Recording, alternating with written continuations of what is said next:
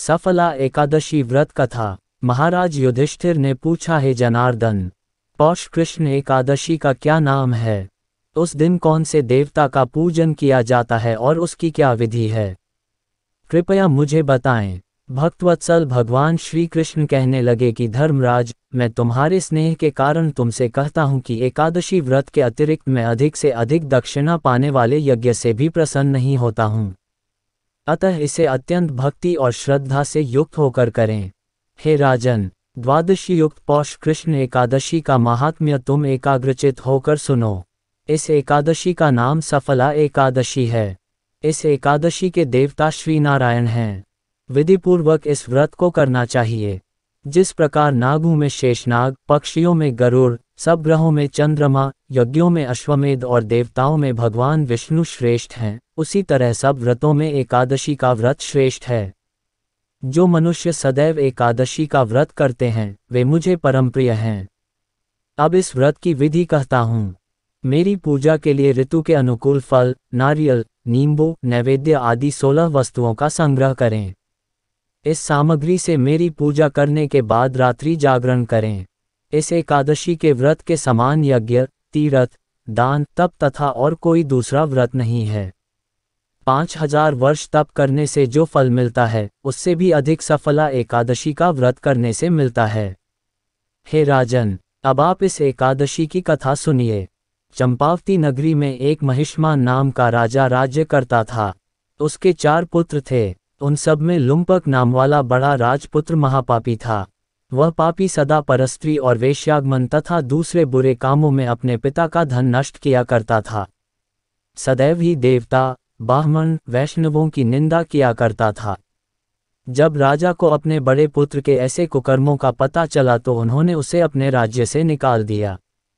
तब वह विचारने लगा कि कहाँ जाऊं, क्या करूं। अंत में उसने चोरी करने का निश्चय किया।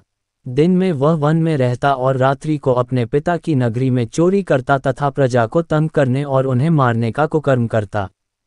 कुछ समय पश्चात सारी नगरी भयभीत हो गई। वह वन में रहकर पशु आदि को मारकर खाने लगा। नागरिक और राज्य के कर्मचारी उसे पकड़ लेते किंतु राजा के भय से छोड़ देते। वन के एक अति प्राचीन विशाल पीपल का वृक्ष था। लोग उसकी भगवान के समान पूजा करते थे। उसी वृक्ष के नीचे वह महापापी लुम्पक रहा करता था। इस वन को लोग देवताओं की क्रीड़ास्थली मानते थे। कुछ समय पश्चात पौष कृष्ण पक्ष की दशमी के दिन वह वस्त्रहीन होने के कारण शीत के चलते सारी रात्रि सो नहीं सका। उसके हाथ पैर अकड़ गए। सूर्योदय होते होते वह मूर्छित हो गया। दूसरे दिन एकादशी को मध्याह्न के समय सूर्य की गर्मी पाकर उसकी मूर्छा दूर हुई। गिरता पड़ता वह भोजन की तलाश में निकला। पशुओं को मारने में वह समर्थ नहीं था, अतः पेड़ों के नीचे गिर हुए फल उठाकर वापस उसी पीपल वृक्ष के नीचे आ गया। उस समय तक भगवान सूर्य अस्त हो चुके थे। वृक्ष के नीचे फल रखकर कहने लगा, हे भगवान, अब आपके ही अर्पण है ये फल, आप ही तृप्त हो जाए। उस रात्रि को दुख के कारण रात्रि को भी नींद नहीं आई। उसके इस उपवास और जागरण से भगवान अत्यंत प्रसन्न हो गए और उसके सारे पाप नष्ट हो गए। दूसरे दिन प्रातः एक अति सुंदर घोड़ा अनेक सुंदर वस्तुओं से सजा हुआ उसके सामने आकर खड़ा हो गया। उसी समय आकाशवाणी हुई कि हे राजपुत्र, श्रीनारायण की कृपा से तेरे पाप नष्ट हो गए। अब तू अपने पिता के पास जाकर राज्य प्राप्त कर। ऐसी वाणी सुनकर वह अत्यंत प्रसन्न हुआ और दिव्य वस्त्र धारण करके भगवान आपकी जय हो कहकर अपने पिता के पास गया। उसके पिता ने प्रसन्न होकर उसे समस्त राज्य का भार सौंप दिया और वन का रास्ता लिया। अब लुम्पक शास्त्रानुसार राज्य करने लगा। उसके स्त्री, पुत्र आदि सारा कुटुंब भगवान नारायण का परम भक्त हो गया।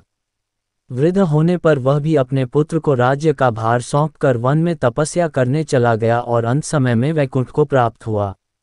अतः जो मनुष्य इस परम पवित्र सफला एकादशी का व्रत करता है उसे अंत में मुक्ति मिलती है। जो नहीं करते वे पूंछ और सींगों से रहित पशुओं के समान हैं।